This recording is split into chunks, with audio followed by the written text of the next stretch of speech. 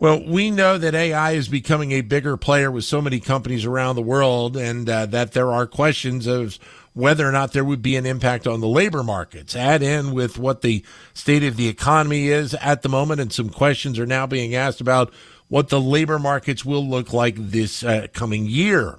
Bill Kennedy is the CEO of OTC Industrial Technologies and Arrowhead Engineered Products. He's also author of the upcoming book From Panic to Profit, Uncovering Value, Boost Revenue, and Grow Your Business with an 80-20 principle. Bill, welcome. Great to have you with us today. Thanks for your time. Dan, it's so great to be here. Thank you so much for having me. Thank you. All right, so we're seeing, I think, a few things go on right now. Obviously, we've seen a little bit of a slowing in the labor market, and to a degree, that's exactly what the Federal Reserve wanted to see.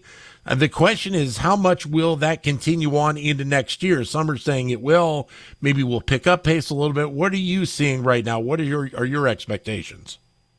You know, when we look at the market, you can almost lay a ruler out to it, right? I don't think we found quite the bottom yet. As we look forward, we don't actually see it coming back until probably mid next year.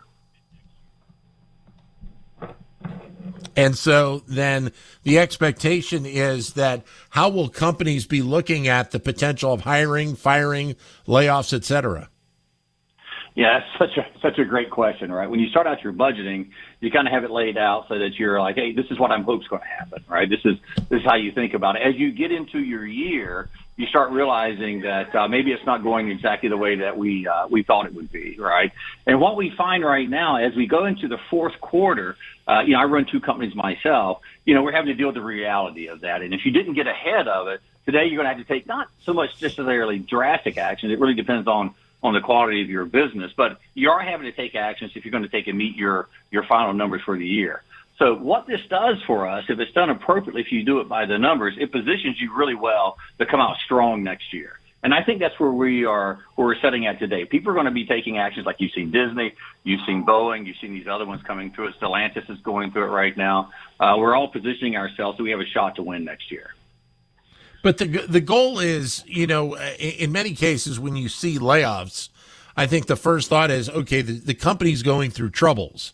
There are probably some instances where it's almost a little bit of a right sizing, isn't it? That you're just kind of reconfiguring things so that the company continue to be strong. There isn't necessarily a negative path that the firm is on financially at the moment. You're absolutely right. So you have two different extremes. So I was just listening to your show. And you got one extreme, and I'll just pick on Boeing because they're going through it, right? A lot of labor unrest, a lot of things going back over the years. But the majority of companies are not facing that. What they're finding is they just have an overhang coming out of the pandemic, coming out of, depending on wherever they were in it. They've got too many employees, too much inventory. They've got to get that right size. Candidly, and this is kind of a little bit of a dirty secret, if you will, the first cut that they do after this, they're kind of grateful for it, right? They need to clean up their balance sheet. There's people who maybe, are doing great. Maybe some could do a little better somewhere else. The first one is not so bad for them. This allows them to get themselves aligned. It's that second or third cut where it really gets tough for organizations. We talk a lot about AI. How is AI starting to factor into the conversations that you're having at your companies, but you're hearing from other leaders as well about how it may impact the labor of each of these firms? Yeah, it's interesting with AI. It's kind of a two-edged sword. I think it's that way maybe for all of us. So on one hand, I'll just give you an example. So in our accounts payable department, we have huge turnover in that group, right? It's a really tough job. It's kind of a dull, monotonous job of you have thousands and thousands of invoices coming in. There's a lot of issues with them, and it takes a human being sitting in there to do it. Our turnover has historically been about 300% in that, no matter what we pay for them, right? With AI, we've introduced it in. Now today, when invoices are coming in, it automatically is doing all that matching. It's putting it together. And it's taking a human being when things don't work to go and figure out, what is the issue, right? This makes it much more interesting work. People are more fulfilled in that work than they are in simply trying to match things together. So AI, on one hand, has been a real reliever of dull, dangerous, and just, kind of boring jobs. On the other hand, what it's done is it's allow you to hire and allow you to train your employees to where it's much more interesting, right?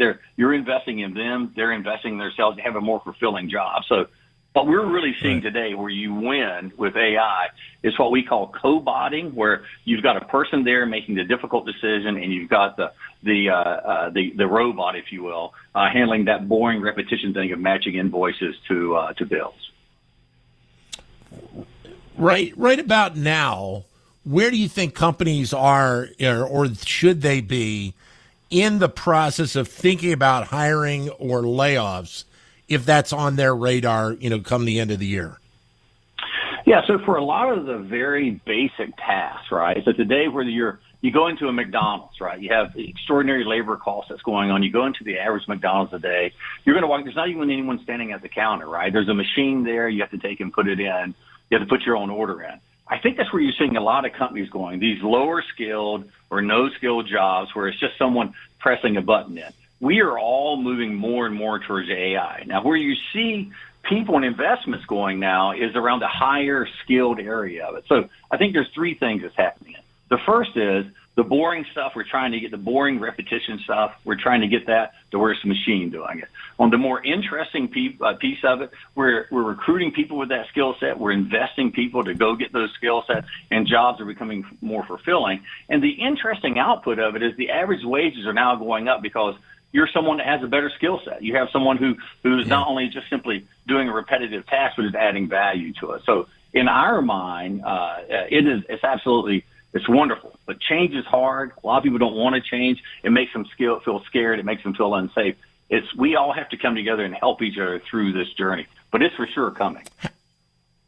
From the experience from your companies and again, what you're hearing from other ones, how unique has it been from the time of the start of the pandemic, when obviously, companies were, just doing anything they could to stay open, to where we are now when you talk about the labor component of these companies? What has happened was if you go back into 19, I think 19 was the last what I would call real stable year, right? And if you were to extrapolate out, what you've seen is we went through this period of where we weren't sure if any of us going to make it, probably personally as well as professionally. Then all of a sudden you had this extraordinary demand, right? This extraordinary demand. People had time. People had money in their pockets for a whole variety of reasons, and they needed to get out of that house, right? All of a sudden, all the things that were from going out to eat to RVs to motorcycles, being outdoors, national parks, you saw people just rush out there to go do it. They needed people to help them. And guess what? The people really didn't want to be helping, right? It was the people who typically do those service jobs were put upon. Many of them did not come back to work, and it was a very small cadre of people out there trying to do it. And no matter what you paid, it didn't make up for the fact it was a miserable job. Well, the leaders of these businesses have had to pivot now to figure out, how do I get these simple tasks that are repetitive? How do I get those taken care of? Now, we've had just enough time to where we're starting to see some of the impacts of those things, and they're manifesting in what I think of two ways. One is you see government getting much more involved. They're dictating what everyone from an Uber driver should be making per hour to someone taking your order in a fast food restaurant out in California. You see that. That's putting pressure on these jobs that, honestly, you can't afford to pay it. The math doesn't work out. At the same time, today, we are more technologically savvy than we've ever been in our lives. And you see things from where there's private equity, or these companies are making massive investments in technology so people can self-serve. So you go today and you try to call someone at, pick your favorite telecommunications, say Verizon. It's almost impossible to get someone on the phone. You can go online, do a chat bot. You may not even realize it's a chat bot, but if you just need that credit, that chatbot can give you that credit instantly, right? So you've seen that shift, and I think you'll see it only go faster, right? I think you'll only see it go faster. But the fear that we all have is like when we went from, to make an example, from horses to cars, right? People were making buggy whips. They're like, oh, my God, what am I going to do? Because we don't need buggy whips anymore. It's the same thing here. A lot of those entry-level jobs are just going to go away. It's going to be taken care of by a chatbot, or you self-enter your order in it. But it really gives us a chance to upskill and give people, these college educations, these people who spend all this time on their money themselves and things like that, gives them a chance to go out and do that, make it more fulfilling for them and the organization.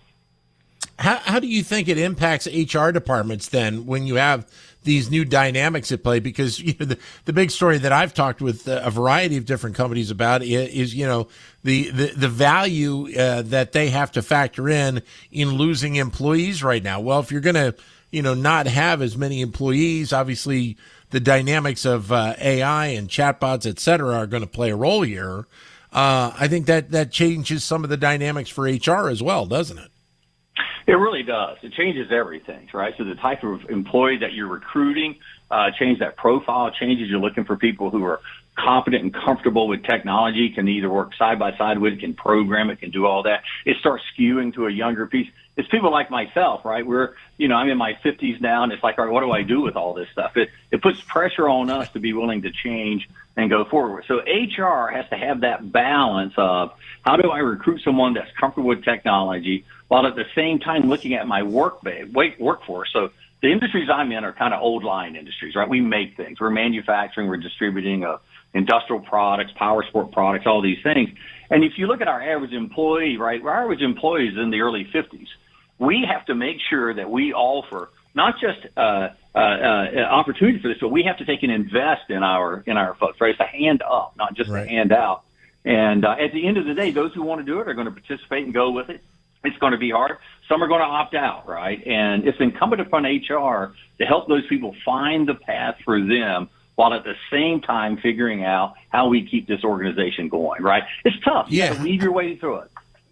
How do you go about that? Because, I mean, I don't think we talk enough about the dynamic of age and how, having an older workforce can play a significant role on a company's profitability, down the road. Certainly you have to be consistently thinking about that shift. But, it can be a challenge, can it? Oh, for sure. But think about it, right? This has been happening forever. If you go all the way back, there's always the next generation thing coming. I remember, back in the day when I got my first cell phone. So I kind of really got into the workforce in the late 80s, early 90s, and I got a cell phone. I was like, oh, my God. And I was working with people, and they're like, I'll never use that thing. Or he's probably going to give me brain cancer, right? And the phones kept getting bigger and bigger. Then they got smaller and smaller, and now we're back to somewhere in the middle. It's that journey that we all have to go through and we all have to adopt. There's nothing different what's happening on today as what's happening before, but it's scary. And there's these big seminal leaps that have happened, right? So, just using that, you go back in the 70s and 80s, we didn't really have computers. They started coming out. All of a sudden, we got computers. We didn't know what to do with them. Then this internet thing came along, right? Fast forward to where we are today, you've got AI that you can put into a question, and it can give you that answer back. But here's the secret to it. Someone has to program that thing. That information has to come from somewhere. And when you look at the laws of big data, OpenAI and these other ones, they've kind of consumed the internet already, right? The problem is there's not enough data out there. It's still going to take a human being sitting side by side, allows us to take and go forward. I'll give you one example, right? So years ago, I got my pilot's license, and I went and flew little teeny planes, right? So it's not particularly impressive, but you fly these things by hand, and I got pretty good at it, but then one day I upgraded and I put automatic pilot in. And this automatic pilot that would take over for me flew it so much better. I still had to land it. I still had to take it off. I still had to be there during the times that the machine couldn't handle it. But together, we produced a better result than either one of us could by ourselves. That's where we are today, right? It's embracing what's coming next so we can understand how we can go forward. Because, look, it's going to get better and faster and more for all of us, and we're all going to benefit, but we're also going to feel the burden of it. Bill, great to meet you. Good luck with the book. Thanks very much for your time today. Thanks so much, Dan. This is fantastic. Have a great day now. You got it. Bill Kennedy is the CEO of OTC Industrial Technologies and Arrowhead Engineered Products. The book, by the way, coming out soon, is From Panic to Profit: Uncover Value, Boost Revenue, and Grow Your Business with the 80-20 Principle.